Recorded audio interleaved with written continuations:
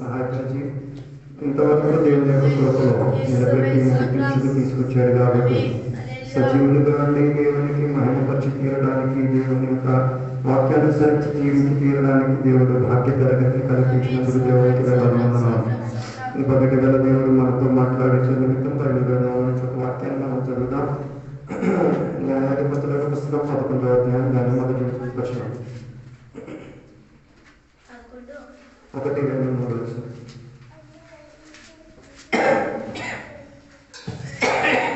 గిలాదుడైన యెఫ్తా పరాక్రమ గల బాలధ్యుడు, అతడు వేశ్య కుమారుడు. గిలాదు యెఫ్తాను కనెను. గిలాదు భార్య అతనికి కుమారులను కనగా వారు పెద్దవారే యెఫ్తాతో, నీవు అన్య స్త్రీకి పుట్టినవాడవు గనక మన తండ్రి ఇంట నీకు స్వాస్థ్యం లేదని. దాంతో పాటు ఎబ్రీ పత్రిక 11వ అధ్యాయం 32వ వచనం.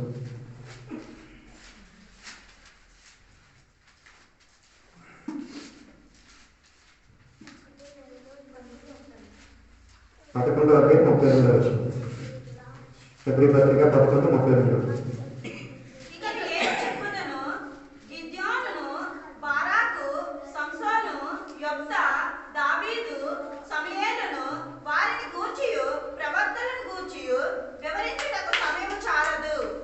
ఇక్కడ చదివిన వాక్య భాగంలో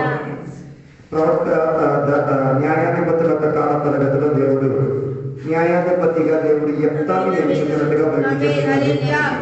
యెఫ్తా గురించి బైబిల్ చెప్తున్న మాట, యెఫ్తా గిలియాదు కుమారస్తుడిగా బైబిల్ బోధించి తీరుతున్నది. గిలియాదు కుమారస్తుడై ఉండి తీరి దేవునికి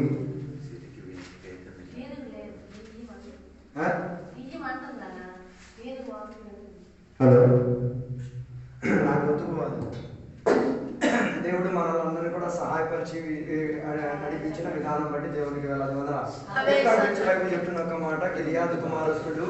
ఆయన గురించి బైబిల్ అక్కడ చెప్తున్న ఒక ప్రస్తావన మనం చూడగలిగి తీరితే, ఆయన వేశ్య కుమారుడిగా అక్కడ బైబిల్ మనకి ప్రస్తావించి ఆయన చేసిన తప్పిదం కాదు, కానీ ఆయన కుటుంబం లేకపోయిన తల్లి చేసిన తప్పిదాన్ని ఆయనని గుర్తించి తీరేంతటిగా తన జీవితాన్ని గురించి అక్కడ ప్రస్తావించి తీరేంతటిగా మనకి కనబడుతున్నది.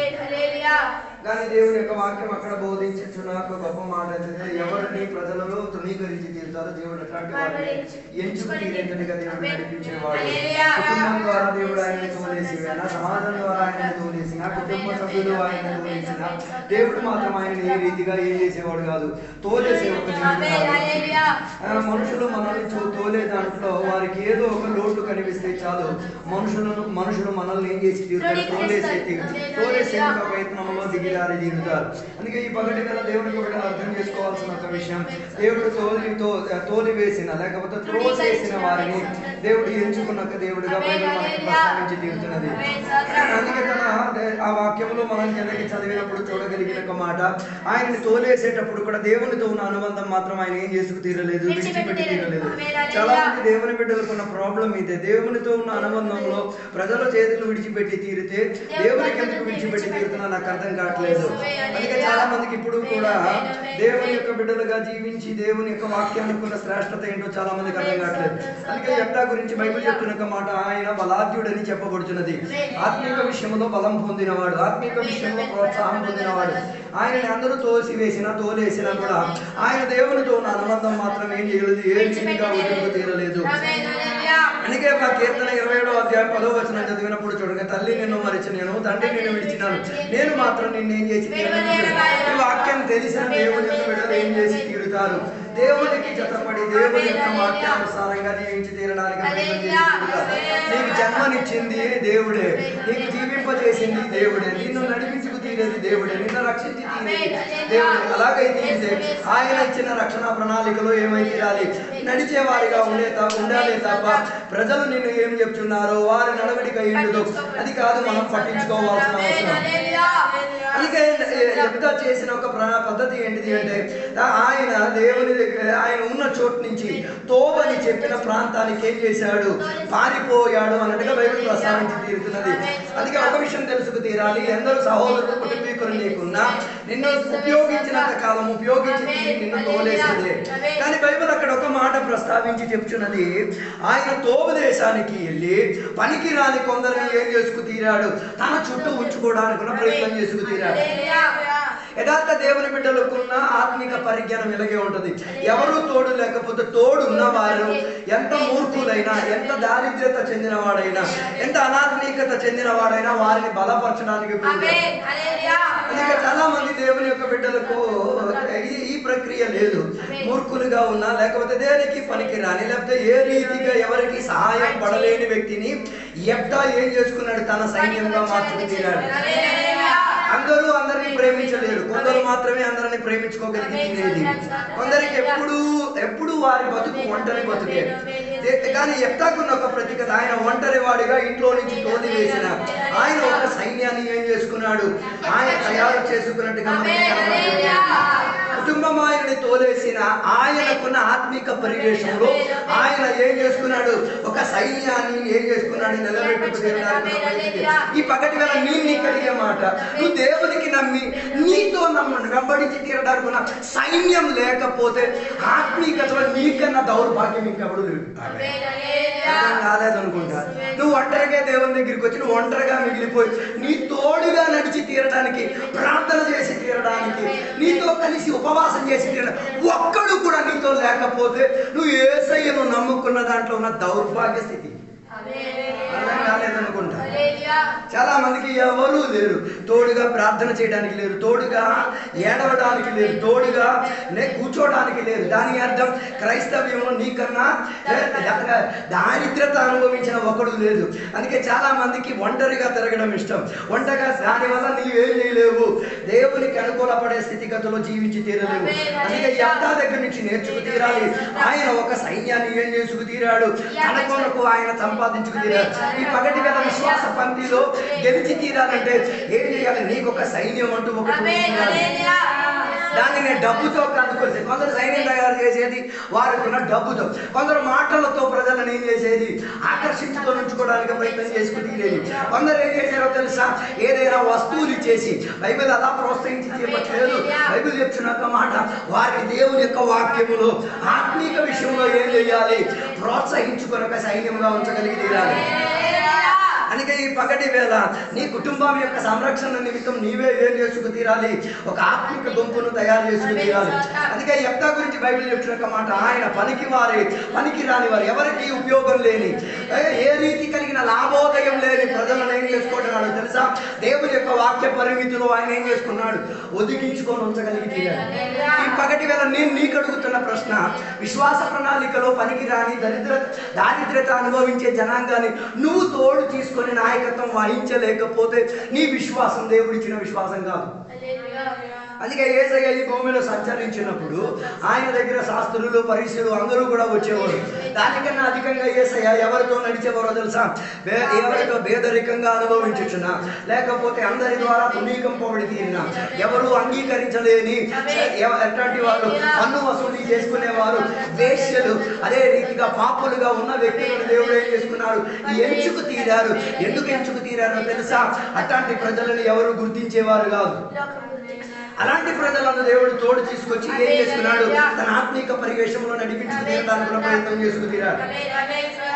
అందుకే నేను చెప్పి రావడానుకున్న ఉద్దేశం, నువ్వు యేసయ్యను నమ్మి తీరి నీతో ఆత్మిక గుంపులో ఎలాంటి ప్రజలు లేకపోతే దాని అర్థం నువ్వు విశ్వాస జీవితంలో ఒంటరి వాడిగానే మిగిలిపోయి తీరుతావు.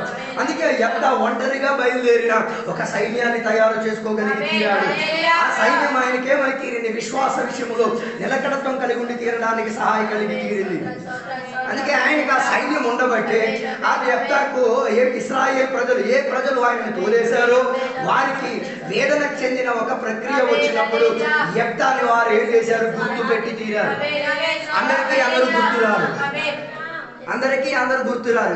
ఏదైనా ఆత్మిక ప్రణాళిక ఉంటేనే నిన్ను గుర్తిస్తారు, లేకపోతే ఎవరు నిన్ను ఏం చేయరు, గుర్తించారు. యెఫ్తాని గుర్తించి తీరడానికి ఉన్న కారణం ఏంటో తెలుసా, ఇశ్రాయేలీయుల దగ్గర లేని యెఫ్తా దగ్గర ఉంది. ఇశ్రాయేలీయుల దగ్గర లేనిది ఏంటిది, ఇశ్రాయేలీయుల దగ్గర లేనిది ఆత్మిక పరివేశం లేదు, ఆత్మిక స్వజనం లేదు, ఆత్మీకతలో నిలకడత్వం కలిగి ఉండి తీరడానికి నిలబడడానికి లేదు. అందుకే ఏం చేయలేకపోతున్నారు, ఇశ్రాయేలీయులు నిలవలేకపోతున్నారు. అందుకే ఇశ్రాయేలీయుల మీద అమోనీయులు ఏం చేసి తీరారు, దాడి చేసుకు తీరారు. అర్థం చేసుకు తీరాలి, నీ కుటుంబం మీదకి అమోనీయులుగా ఉన్న శక్తులు దాడి చేసి తీరుతున్నాయి. నువ్వు ఒంటరిగా ఏం పీకలేవు, ఒంటరిగా ఏం సాధించలేవు, నువ్వు ఒంటరిగా బతకలేవు. దానికి నీకేం కావాలి, నీకు ఒక ఆత్మీక సమాజం కావాలి, ఆత్మీక అనుబంధం కావాలి, ఆత్మీకతలో నడిపించిన వారు కావాలి. అందుకే సంఘముతో నీకు ఎప్పుడు ఏముండాలి, కొందరికి సంఘంతో ఏ రీతి కలిగిన అనుబంధం ఉండదు. దానికన్నా దారిద్ర్య జీవితం ఇంకొకటి లేదు. సంఘానికి వచ్చి సంఘంతో ఉన్న కూటమి విషయంలో నీకు అనుబంధం లేకపోతే అర్థం చేసుకో, నీ అమోన్యులను నువ్వు కోరుండే ఇంటికి ఏం చేయాలి, పిలిపించుకు తీసుకొచ్చి నీ కుటుంబాన్ని నాశనం చేసి తీరుతున్నావు. లేకపోతే నీ కుటుంబ స్థితిగతి చూడు, నీ కుటుంబం నాశనాన్ని గట్టిగా దానికి కారణం ఏంటి, నీ కుటుంబం మీదకి ఏ శక్తి వచ్చి తీరింది, అమోన్యుల శక్తి వచ్చి తీరింది. దేని వల్ల, అది నువ్వు కోరును తెచ్చుకోవడం వలన, ఎఫ్తాను వారు దూరపరచడం వలన ఏమై తీరింది. దేవుడు ఎవరిని గుర్తించి తీరారో దేవుడు ఎఫ్తాన్ని గుర్తించి తీరారు. ఈ పగటి వేళ దేవుని యొక్క బిడ్డలు అలా తెలుసుకు తీరాల్సిన ఒక ఆత్మిక శ్రేష్ఠ స్థితిగతి ఏ మనిషికి కూడా ఏదో ఒక దైనందిన స్థితిగతి వస్తాయి. ఆ దైనందిక స్థితిగతి వచ్చినప్పుడు ఎలా నువ్వు వాటిలో నుంచి దాటుకోగలిగి తీరేది. కొందరికి దైనందిన జీవితంలో ఏదైనా స్థితిగతి వచ్చి తీరితే దేవుని విడిచి దేవునితో ఉన్న అనుబంధం వదిలి తీడి ఆత్మీయతతో ఉన్న అనుబంధం వదిలి తీరుతారు. కానీ ఇక్కడ బైబిల్ ప్రస్తావించుచున్న ఒక మాట, యెఫ్తాను వారు ఏం చేసుకోవడానికి ప్రారంభించి తీరారు, తలుచుకోవడానికి ప్రారంభించి తీరారు. దేవుడు యెఫ్తాను తలుచుకు తీరడానికి ఇశ్రాయేలీయులను ఉపయోగించి తీరడానికి ఒక కారణం ఏంటిది అంటే, యెఫ్తా దేవునితో ఉన్న అనుబంధం విడిచిపెట్టి తీరలేదు. యెఫ్తా తన కొరకు ఒక సమాజం తయారు చేసుకున్నాడు. ఆ సమాజం తనని ఏం చేసి తీరింది, ఇశ్రాయేలీయుల కన్నా మించినట్టుగా మార్చి తీరింది. దాని వలన ఏం చేస్తున్నారో తెలుసా, దాని 4వ వచనం నుంచి కిందకి చదవగలిగి తీరితే, ఏ ప్రజలు ఆయనను తోలేశారో అదే ప్రజలు ఆయన దగ్గరికి తిరిగి వచ్చినట్టుగా బైబిల్ బోధించుతున్నది. దాని అర్థం, ఏ ప్రజలు నిన్ను తోలిచి వేశారో ఆ ప్రజలు నిన్ను వెతికి తీరేంతటిగా దేవుని యొక్క వాక్యం నిన్ను నడిపించుకు తీరుతుంది. దాని అర్థం, ఎవరు నిన్ను పనికిరాని వారు ఎన్ని ఎంచుకున్నారో వాళ్ళు పనికొచ్చే పాత్రగా దేవుడు ఏం చేసి తీరుతారు, అలాగే చాలా మంది అనుకుంటారు దేవుడు లెక్కించేది ఎట్లాంటి వారిని, పనికిరాని వారి అని భూమి ప్రపంచం చెప్పిన వారిని దేవుడు ఏం చేసేది, ఉపయోగించుకు తీరేది. అలాగే బైబిల్లో ఉన్న ఆ యెఫ్తాను దేవుడు ఉపయోగించడానికి కారణం తన జీవిత స్థితిగతి ఏం కాదు, ఒక మంచి స్థితిగతిలో కాదు, ఎదుగొచ్చి తీరింది. వేదన కలిగిన ఒక పరివేశములో, సిద్ధపాటు కలిగిన ఒక నాయకుడు అయి తీరగలిగాడు. అంటే ఈ కాలంలో ఉన్న క్రైస్తవులలో లేకపోతే దేవుని బిడ్డలో ఉన్న చేతకానితనం ఏంటిదంటే నాయకత్వం వహించడు. నేను ఆటో ఎక్కిన ఎవడో ఒకడు కట్టేస్తే పోలే, అప్పుడు సంఘాలు వసూలు చేస్తున్నా, సిగ్గు అనిపించట్లే, అర్థం కావట్లే. నువ్వే నీ సంఘాలకున్న పేరు రోడ్డుకి నేల తీసావు, అర్థం కాలేదు. ఆ రోడ్డు మీద నిలబడి సందాలు వసూలు చేసుకుంటున్నావు. ఎవరికి అపమానం, సంఘానికి అపమానం. ఎవడో ఒకటి చెప్తే పోలే, తర్వాత అది మాట్లాడుకుంటే పోలే. లేదు, అన్యులు చేసిన దానికన్నా రోడ్డు అంతా బ్లాక్ అయిపోయి వాళ్ళు కూడా ప్రయాణం చేయలేనట్టుగా చందా వసూలు చేసి యేసు దేవుడు అని చెప్పడం కాదు, నీ జీవిత స్థితిగతులను నువ్వు మార్చుకో. అందుకే కొందరికి ఇప్పుడు కూడా ఏం తెలియదు, నాయకత్వం తెలియదు, ఎలా నడవాలి, ఎలా నడిపింపబడి తీరాలి. అందుకే బైబిల్ చెప్తున్న ఒక మాట, ఇశ్రాయేల్ ప్రజలకు దేవుడు యేసయ్య జీవించిన కాల తరగతిలో యేసయ్య ప్రజలను చూసి చెప్పించిన ఒక మాట, వీరు కాపరు లేని గొర్రెలలాగా ఏమై తిరుగుతున్నారు, త్రోవ తప్పి తిరుగుతున్నారు. కానీ అంత నాయకత్వం లేకపోవడం వల్లనే చాలా మంది ఇప్పుడు కూడా విచ్చలవిడిగా తిరిగి తీరుతున్నారు. అందుకే కొందరు ఒక గుంపులో మనం ప్రయాణమై తీరితే ఆ గుంపు లోపల మనం ఉండి తీరాలి. గుంపుకు దాటుకుపోవడం కదా, అది నీ నాయకత్వానికి ఉన్న ఫెయిల్యూర్. అందుకే మోషే గురించి బైబిల్ చెప్తున్న మాట, మోషే ఇశ్రాయేలీయులకు ఏం చేసేవాడు, తీర్పు ఇచ్చేవాడు. వారి పరిహార కేసులన్నింటినీ కూడా ప్రస్తావించి వాటికి ఏం చేసేవాడు, పరిహారం ఇచ్చుకునేవాడు. దాన్ని ఎప్పుడో వాడు వచ్చినప్పుడు ఆయన ఒక సలహా చెప్పాడు, నువ్వెందుకు ఒంటరిగా ఇంత ప్రయాసపడి తీరేది, కొందరు నాయకులను ఏం చేసి తీరాలి, లేవనెత్తి తీరాలి. అదే సంఘాలలో నాయకులు ఏం చేస్తే కుర్చీ ఆడిదే అనుకుంటున్నాడు. అదో బైబిల్ చెప్తున్నది, సంఘంలో ఒక అధ్యక్షుడు అయి తీరాలంటే కనీసం 18 క్వాలిటీస్ ఉన్నాయి. అర్థం కాదు. ఊరికి వచ్చి ఇక్కడ ఎవరు ఏం కాలే, అధ్యక్షుడు కాలే. అధ్యక్షుడు అయి తీరితే బైబిల్ చెప్తున్న మాట, ఆయన ప్రతి కూట సొంత ఇంటిని చక్కపరచుకోలేనుడు అధ్యక్ష కుర్చీలో కూర్చోడానికి హక్కుదారు కాదు. సొంత ఇల్లు అని చెప్తే సంఘం నీ ఇల్లు, నీ ఇంటి విషయమని, నీ సంఘం అన్న విషయాన్ని నువ్వు చక్కపరచుకోలేకపోతే ఆ వేదికలో కూర్చోడానికి నీవెవడు కాదు, హక్కుదారు కాదు. అర్థం కాలేదు. అందుకే బైబిల్ వస్తావే తిమోతి పత్రిక మీరు ఇంటికి వెళ్ళి చదవాలి. నీ ఇల్లును, నీ వ్యక్తిపర ఇల్లును నువ్వు చూసుకోగలిగి తీరాలి. నీ సంఘాన్ని నువ్వు చూసుకోగలిగి తీరాలి. నీ ఆత్మిక పరివేశాన్ని ఏం చేయాలి, ఒక ఇల్లులా నీవే చేయగలిగి తీరాలి. నడిపించుకోగలిగి తీరిన వాడిని దేవుడు ఏం చేసేది, గుర్తించుకు తీరేది. ఎత్తాని ఊరికినే దేవుడు గుర్తించలే. ఎత్తాను దేవుడు గుర్తించి తీరడానికి కారణం ఏంటో తెలుసా, ఆయన దేవునికి అనుకూలపడేటట్టుగా ఉండేవాడు. ఆయన ఏం చేశాడు, మంచి నాయకత్వం వహించుకోగలిగి తీరాడు. అందుకే కొందరికి నాయకత్వం ఫెయిల్యూరా లేదా తెలియాలంటే నీ ఫ్యామిలీ నువ్వు చూడు. నీ ఫ్యామిలీలో నీ పిల్లల్ని మాట వినకపోతే నీ నాయకత్వం ఫెయిల్యూర్. అర్థం కాలేదు. నీ భర్త నీ మాట వినట్లేదంటే దాని అర్థం నీ నాయకత్వం, నీ కుటుంబంలో ఉన్న నాయకత్వం ఫెయిల్యూర్ లో వెళ్తున్నది. నీ కాపరి చెప్పిన మాట నువ్వు వినట్లేదంటే ఆ సంఘంలో ఉన్న నాయకత్వాన్ని నువ్వేం చేయట్లేదు, ఖాతరు చేసి తీరట్లేదు. అర్థం కావట్లేదు. తర్వాత నువ్వు ఎన్ని ఉపవాసాలు చేసినా, ఎన్ని విడుదల కోసం మోకాలు ఎరగదీసేసినా, ఎన్ని నెత్తి పగల కొట్టేసినా నీ పట్ల దేవుడు విడుదల నుంచి తీరడు. వాస్తవం 100% వాస్తవం. కారణం ఏంటిది, నీకు వచ్చిన ఇంటిలో నీవు బాధ్యత కలిగే ఒక పౌరునిగా నిలబడలేకపోతే నువ్వు ఉన్న భూమిలో కూడా దేవుడు నిన్నేం చేయరు, బాధ్యత కలిగిన వ్యక్తిగా దేవుడు గుర్తించరు. అందుకే పగటి వేళ ఎప్పుడు అలాగా ఏం చేసుకు తీరాలి, నీకు ఒదిగించిన నాయకత్వంలో ఏమై తీరాలి, నిలకడత్వం కలిగి ఉండి తీరడానికి ప్రయత్నం చేసుకు తీరాలి. అందుకే ఎట్టకున్న నాయకత్వంలో ఏం చేసుకోగలిగాడు, కొందరిని చేర్చుకోగలిగి తీరాలి, కొందరిని బలపరుచుకోగలిగి తీరాలి. అందుకే దేవుడు ఎవరిని గుర్తించారు, ఇశ్రాయేలీయుల ద్వారా యెఫ్తాను గుర్తించుకు తీరాలి. అందుకే పగటి వేళ నేను చెప్పడానికి వచ్చిన ఒక కారణం, నీ నాయకత్వం ఇంట్లో సరై ఉండి తీరాలి, నీ భర్త విషయంలో సరై ఉండి తీరాలి, నీ సంఘ విషయంలో సరై ఉండి తీరాలి. లేకపోతే ఏం చేయలేవు. అందుకే చాలా యేసయ్యతో ఉన్న శిష్యుడు వారు ఒక్కసారి యేసయ్యతో ఉన్న వాతావరణంలో ఎవరు పెద్దోడు ఎవరు చిన్నోడు అన్న రీతిగా ఏమై తీరింది, ఒక సంభాషణ వారిలోకి వచ్చింది. ఎందుకు వారి సంభాషణ వచ్చి తీరింది, పెద్దరికం వారికి అందరికీ కావాలన్న ఒక ఆశ. బైబిల్ ప్రస్తావించే దాంట్లో పేతురు ఒక్కడే ఆ పరివేశంలో ఎంత పెద్దరికం కలిగిన వాడు, వయసులో అనుభవంలో పెద్దరికం. కానీ ఆడికన్నా వయసులో కింద ఉన్నవాళ్ళు ఆయన కన్నా మించినట్టుగా ఏమై తీరడానికి ప్రయత్నం కలిగింది. మనసు నీ యోగ్యతను బట్టి కాదు దేవుడు నాయకుడను ఎంచుకుంది, నీ యోగ్యతను బట్టి కాదు. నాయకులను బైబిల్లో నాయకులను దేవుడు ఎంచుకునేటప్పుడు వారి గురించి మీరు చదవాలి.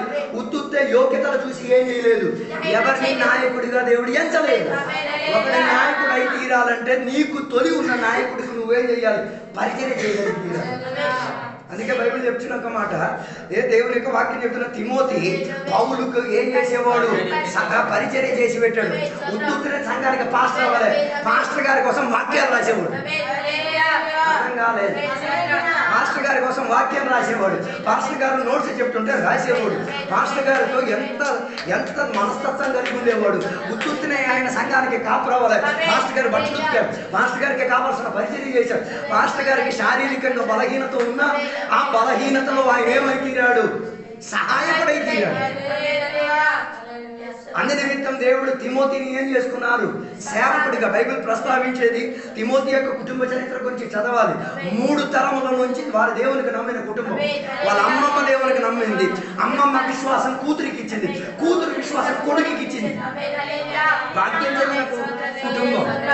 కారణం ఏంటిది, ఆ అమ్మమ్మ దేవునికి నమ్ముకోవడం వలన కుటుంబం ఏమై తీరింది, విశ్వాసానికి. దాని అర్థం ఏ అమ్మమ్మ దేవునికి నమ్మిందో వారి మనవుడు సంఘానికి కాపరిగా 20 నుంచి 25 వయసు లోపల ఉన్న సమయంలో సంఘానికి ఏమై తీరాడు, కాపరి అయి తీరాడు.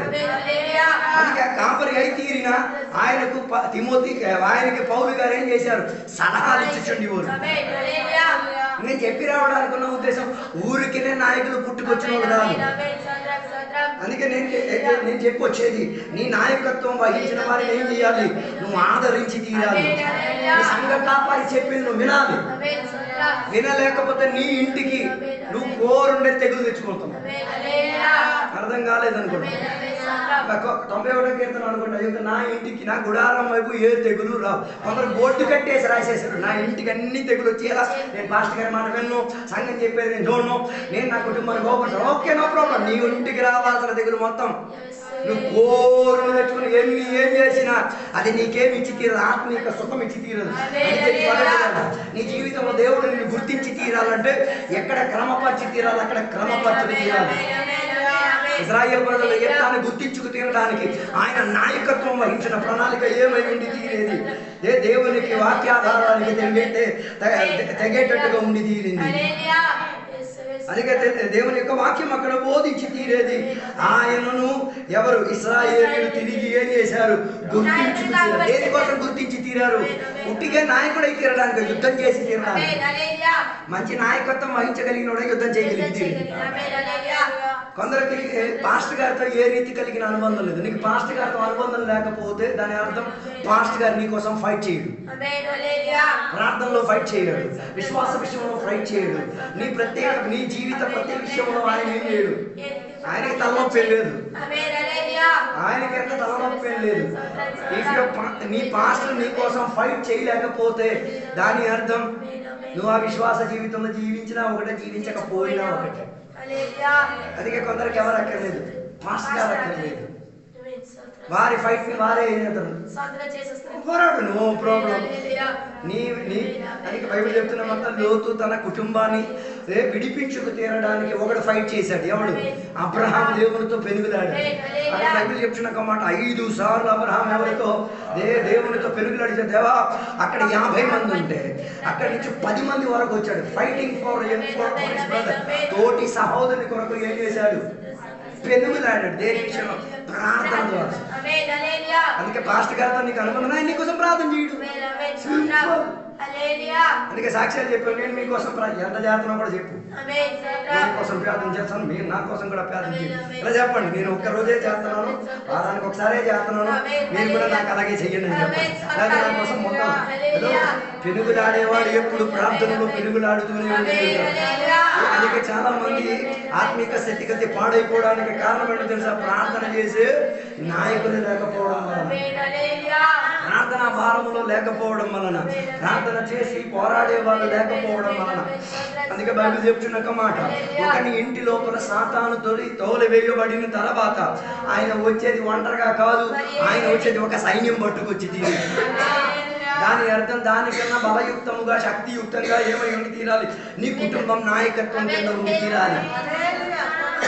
లేకపోతే దానికన్నా దౌర్భాగ్య స్థితిగతి వచ్చి తీరుతుంది. లోతును దేవుడు గుర్తించి తీరడానికి ఒకే ఒక కారణం, అబ్రహాము దేవుని దగ్గర ఏం చేశారు? ఫైట్ చేశాడు, యాకోబు గురించి బైబిల్ చెప్తున్నమాట, యాకోబు తన కుటుంబం కోసం, తన భార్య కోసం, తన ఆత్మిక ప్రయాణం కొరకు ఆయన ఏం చేశాడు? పోరాడాడు. యాబోకు నది తీరంలో ఉండి ఏం చేశారు? పోరాడి తీరు. దేవుడికి అడుగుతున్నమాట, నన్ను ఆశీర్వదిస్తే తప్ప నేనేం చేయను. దాని అర్థం తొలి వరకు ఆయనకి దొరికిన ఆశీర్వాదం అన్ని దొంగసాటుగా దొరికింది. చాలా మందికి దొరికిన ఆశీర్వాదాలన్నీ దొంగసాటే. మరి నువ్వు దేవునితో మనసాక్షితో ఓపెనప్పుతి దొంగ సామానా ఒరిజినల్ సామానా నీకే అర్థమైతుంది. అందరు పొందుకున్న ఆశీర్వాదాలన్నీ దొంగ వ్యాపారాల ద్వారా, దొంగ సొమ్ముల ద్వారానే. కారణం ఏంటిది? ఏ రీతి కలిగిన ఆత్మీక పరివేశం లేదు కాబట్టి. అందుకే బైబిల్ చెప్తున్న, ఆకాశమా చెవియొగ్గుము, భూమి ఆలకించు. దేనికోసం ఆలకించేది? నువ్వు చేసే ప్రతి చేష్ట పనులు వినాలి. అర్థం కాలేదనుకుంటా. ఒక ఇటుకి దొంగతనం చేసినా నీ ఇల్లు కెక్కేస్తుంది. ఏమని? ఈ ఇల్లు ఒక దొంగది. మరి ఆ కేక నీకు వినబడట్లేదంటే మరి నువ్వే దేవుని చేయటం నాది. అర్థం కాలేదు. ఒక వస్తువు పరాయోడిది నీ ఇంట్లో ఉంటది, కేకేస్తుంది. అది నీకు వినబడలేకపోతే నీ మనసాక్షి చచ్చిన మనసాక్షి. నీ ఇంటి నుంచి ఏం వినబడతాయి? అందుకే కదా బైబిల్ గ్రంథంలో చెప్పబడుతున్నది, యుద్ధానికి బయలుదేరి యుద్ధం నుంచి తిరిగి వచ్చినప్పుడు శత్రువుల సైన్యంలో నుంచి ఏం చేశారు? మంటలను తీసుకొచ్చారు. దేవుడు ప్రత్యేకంగా వారికి ఆజ్ఞనిచ్చి తీరినది ఆ వారి సామాన్లు ఏది ఏం చేయకూడదు, తెచ్చుకోకూడదు, మొత్తం ఏం చేయాలి, చంపి తీరాలి. దాన్ని వీళ్ళు ఏం చేశారు, దొంగ సొమ్ము తెచ్చారు, ఇంటికాడ దాచారు. తర్వాత దానికి ఒక స్టోరీ కూడా కమెంట్ పెట్టారు. ఏమో తెలుసా, యాగార్పణ నెరవేర్చుకు తీరడానికి దొంగ సొమ్ము తెచ్చుకోవాల్సి వస్తుంది. హలో, నువ్వు సేవించే దేవుడు దొంగ దేవుడు కాదు, నిజమైన దేవుడు. దొంగ వస్తువులను ఆయన ఏం చేయడు, చేర్చుకోడు. అన్య ఆరాధనకి చెందిన వస్తువులు ఆయన ఏం చేయడు, అంగీకరించడు. మరి అది నీకు వినబడలేకపోతే దాని అర్థం నీ మానవాళితో నువ్వు చెక్ చేసుకో, నీ మనసాక్షిని నువ్వు సరిపరుచుకో. అలాగైతే నీకు అది వినబడతాయి. అర్థం రాలేదు అనుకుంటా. మాకు బండికి వచ్చి కొని ఇచ్చిన వారికి మేము చెప్పాం, ఏ రోజు మీరు బండి అడుగుతారో ఆ రోజు మీకేం చేస్తాం. కారణం రాదు, మాకు వాడడానికి అలా ఏం చేశారు, తాత్కాలికంగా ఇచ్చారు. మరి అది మాకు వినబడుతున్నది కాబట్టి దానిని ఎంత జాగ్రత్తగా వహించి తీరి అడిగిన టైంలో కొందరు అడిగేస్తే కాదు మొక్కలు తిప్పేస్తారు. వాళ్ళు ఇచ్చింది అయితే వాళ్ళకి అడగడానికి హక్కు లేదా? ఒక వస్తువు ఒక వ్యక్తి ఇచ్చినప్పుడు ఆయనకి తిరిగి అడగడానికి హక్కు లేదా? ఆడు ఆత్మీకుడు అయితే తిరగడు, అడగడు. అనాత్మీకుడు అయితే తిరిగి అడుగుతాడు. ఆత్మీకుడైనా అనాత్మీకుడైనా అడిగితే తిరిగి ఏం చేయాలి, మళ్ళీ నువ్వు దాని మీద ఏం చేయకూడదు. అందుకే బైబిల్ చెప్తున్నా, రాకడ సమయంలో కొందరు విడవబడడానికి కారణం ఏంటి, ఉన్న దానిని ఏం చేయరు, వదులుకు తీరరు. చాలా మంది లోతులు రాకడ సమయంలో మనకి కనబడతాయి. ఏమై తీరేది, విడవబడి తీరేది, ఊరికి మొత్తం ఏమై తీరేది, బొమ్మలుగా తిరిగి తీరేది. వచ్చేది క్రీస్తు కాదు, అంత్యక్రీస్తు అన్నది అర్థం చేసుకునేది. క్రీస్తు అయి తీరితే పర్వాలేదు, అంత్యక్రీస్తు అయి తీరితే నీ పరిస్థితి ఎట్లా ఉంటుందో ఆలోచించు. నువ్వు చేసిన వాటిని గుర్తించి అంటాను నేను. ఆరాధనకి అన్ని వెళ్ళావా నువ్వు, గొప్పను. ప్రార్థన అన్ని చేసావా నువ్వు, ఇది గొప్పను. ఓ ఉపవాసం చేసావు నువ్వు, ఏది క్రీస్తు తీసుకెళ్ళాడా నేను? క్రీస్తు కాదు, నా అంత్యక్రీస్తు నా చేతికి నీకు ఇచ్చాడు. అందుకే క్రీస్తుతో వెళ్ళాలా అంత్యక్రీస్తుతో వెళ్ళాలా నువ్వే నిర్ణయించుకు తీరు. అందుకే బైబిల్ చెప్పిన మాట, యేసయ్య మేఘారూపుడై వచ్చిన సమయమున బోరధ్వని వినబడి తీరేంద్రుడు నీవేం చేయ, వదలాల్సినవన్నీ ఏం చెయ్యాలి, విడిచిపెట్టే తీరాలి. ఈ లోకానికి ఆకర్షణ చెందిన, ఈ లోకం నీ శరీరం పైన ప్రభుత్వం ఇచ్చి తీరినవన్నీ ఏం చెయ్యాలి, వదిలి తీరాలి. వదలలేకపోతే నాయకుడైన యేసయ్యతో వెళ్ళలేదు. అందుకే ఈ పగటి వేళ నాయకుడైన యేసయ్యతో వెళ్ళి తీరాలంటే ఏం చేయాలి, ధర్మశాస్త్ర విషయంలో చావాలి, లోక విషయంలో చావాలి, పాప విషయంలో చావాలి. అట్లాంటి చచ్చిన వాడినే దేవుడు ఏం చేసేది, పునర్జీవపరిచి ఏం చేసుకోగలిగి తీసుకెళ్ళగలిగి తీరేది. అందుకే ఈ పగటి వేళ ఆలోచించండి, నీలో ఏదైనా దొంగగా వచ్చినదేమైనా ఉందా? అందరు సంఘం లోపల ఎలా వచ్చిన దొంగగా దూరి వచ్చిన వాళ్ళు ఉన్నారు. అందుకే కదా నిన్నదనో మొన్నదనో ఐగల వాక్యం చెప్తుండేవారు. సీమోన్ అన్నవాడు ఏం చేశాడు, సంఘం లోపల దొంగగా దూరి వచ్చాడు. పేతురు యోహాను అందరి మీద తల మీద చెయ్యి ఉంచినప్పుడు ఏమొచ్చింది, పరిశుద్ధాత్మ వచ్చింది. ఇది చూచి ఆయన ఏం చేశాడు, డబ్బుతో కొనుక్కుందాం అనుకున్నా. కొందరు ఈ వ్యాపారంతో ఈ సీమోన్ ఆత్మ వ్యాపారత్తనం అన్ని ఏం చేద్దామని సంఘాన్ని, సంఘ పాస్టర్ గారిని, విశ్వాసాన్ని డబ్బుతో ఏం చేస్తారు, కొనుక్కొని వెళ్తారు. నువ్వు ఈ రోజు కొనుక్కో, నువ్వు దొంగకు దూరొచ్చినోడివే. ఒక రోజు నీ దొంగతనం ఏమై తీరేది, సంఘ సమక్షతలు కనబడి తీరుతుంది, వినబడి తీరుతుంది. అది నీ జీవితానికి సర్వనాశనానికి కారణమైంది. సీమోను గురించి బైబిల్ చెప్పేది, ఏ ద్రవ్యంతో కొనాలనుకున్నాడు ఆ ద్రవ్యమే ఆయనకి ఏమై తీరింది, ఉరిగా మారి తీరింది. Don't buy spiritual things buy money. ఏ ఆత్మిక విషయాన్ని ఏం చేయకూడదు, డబ్బుతో కొనుక్కోకూడదు. అర్థం కాలేదు. పోయిన రోజు ఒక సహోదరుడి గురించి నేను విన్నాను. ఆయన మంచి సేవకుడు, వివాహం కాలేదు. ఆ వివాహం కాలేని ఆ దైవ సేవకుడిని ఒక కుటుంబ సభ్యులు ఏం చేసుకున్నారు, పెళ్లి చేసుకుందాం అని ఆతృతతో కొనుక్కుందాం అనుకున్నారు. ఏం చేశారు తెలుసా, ఆయనకు నచ్చిన విధానంగా బండి కొనేసి ఇచ్చారు, ఆయనకు నచ్చిన విధానంగా ఇల్లు కొనేసి ఇచ్చారు, ఆయనకు నచ్చిన విధానంగా. ఈయనకి అర్థం కాలే, వీళ్ళు దేవుని పేరట ఎత్తున్నారా ఇంకేది. అరే ఏ ఆశతో ఎత్తున్నాం అది కూడా చెప్పచ్చుగా. అది దాచిపెట్టారు. ఏది ఆయన పిల్లల్ని పెళ్లి చేసుకోవాలన్న విషయం దాచిపెట్టేసి ఇవన్నీ దేవుని పరిచయకు నేను ఎత్తున్నానని దొంగగా ఇచ్చేశారు. కొన్ని రోజుల తర్వాత వచ్చేసి ఏం చేశారు, మా పాపని ఏం చేయండి, ఆయన నన్ను నేను చేసుకోవడానికి నేనేమి ఊరికే దొరికిన దేవుని చిత్తం ఉంటే చేసుకుంటాను, లేకపోతే లేదు. నీకు దేవుని చిత్రం, నీకు ఇల్లు ఇచ్చాగా, నీకు బండి ఇచ్చాగా, నీకు సౌకర్యాలు ఇచ్చాగా, ఆయన నాకు జరిగే పని లేదు. ఇచ్చిన అదే మనిషి తిరిగి వాటిని ఏం చేశారు, పెళ్లి చేసుకోలేదని చెప్పి. అర్థం కాలేదు అనుకుంటా. ఇలాంటి లోకంలో మనం జీవించి తిరుగుతున్నాం. అయినా సేవకుడు అన్ని వాళ్ళకి ఏం చేశారు, తిరిగి తీసుకెళ్ళిపో, ఇది కాదు నా పరిచయం లెక్కించుకునేది. సో డోంట్ బై, ఏటిని కూడా ఏం చేయకూడదు, ఆత్మిక విషయాన్ని డబ్బుతో ఏం చేయకూడదు, కొనకూడదు. కొందరు ప్రార్థన చేయమని డబ్బులు ఇస్తారు. అయ్యగారు ప్రార్థన చేయండి, మరి నీకు శాత కానప్పుడు నువ్వు డబ్బు ఇచ్చేది చేస్తున్నావు. హలో, ప్రార్థన ఈ డబ్బులు ఇచ్చి ఏం చేయించుకోవడం, దానికన్నా దౌర్భాగ్యం ఇంకోటి ఉందా? ప్రార్థన డబ్బుతో కదా, ఏది ఉచితంగా మనకి దొరికినది ఉచితంగా తీరాలి అంతే తప్ప ఏ దేనితో ముడి పెట్టకూడదు. డబ్బుతో ఆ ప్రార్థన ఏం చేయకూడదు, ముడి పెట్టకూడదు. అందుకే కొందరు లెక్క మీటింగ్ చేయాలని చెప్తే కొందరికి డబ్బులే.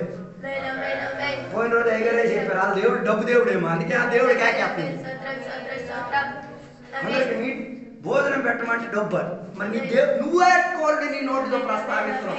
నేను ఏసయ్యని కాదు సేవించేది, నేను సిరి అని చెప్పిన దేవతను ఏం చేస్తున్నాను, ఏసయ్య పేరట నేనేం చేస్తున్నాను. మీటింగ్ పెట్టించడానికి దేనికి డబ్బులు? పాట పాడేది నువ్వే, వాక్య పరిచయం చేసిన సేవకు డబ్బు అడగడు, ఇంక దేనికి డబ్బు కావాలి? బైబిల్ చెప్తున్న మాట, 5 రొట్టెలు 2 చేపలు ఉంటే 5,000 మందికి. మరి నీ బైబిల్లో అది రాయబడలేదు అనుకో, నువ్వు వండింది మిడియం ఇచ్చారైనా పర్వాలేదు.